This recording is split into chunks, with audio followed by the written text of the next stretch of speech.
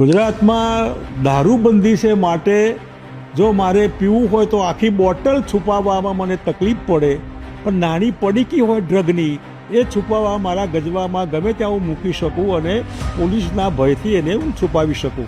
આના લીધે ગુજરાત ડ્રગનું હબ બની ગયું છે.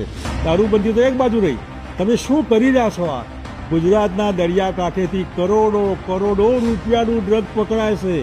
એ તો એક ખાલી બરફની પારની ટોચ જેવું છે, નથી પકડાતું એવું તો કેટલું ગુજરાતના ખૂણે ખૂણે પહોંચી ગયું છે.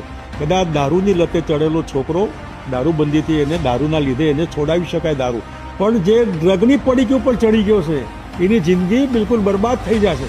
માટે આ યુવાધનને બચાવવા માટે, ગુજરાતને ડ્રગ ફ્રી કરવા માટે, નો ડ્રગ નો પડીકી, એના માટે બોલ્ડ એડમિનિસ્ટ્રેશન, કડક એડમિનિસ્ટ્રેશન હિંમતથી આગળ વધીને આવું ગુજરાત બને જેમાં ડ્રગને કોઈ અવકાશ ન હોય.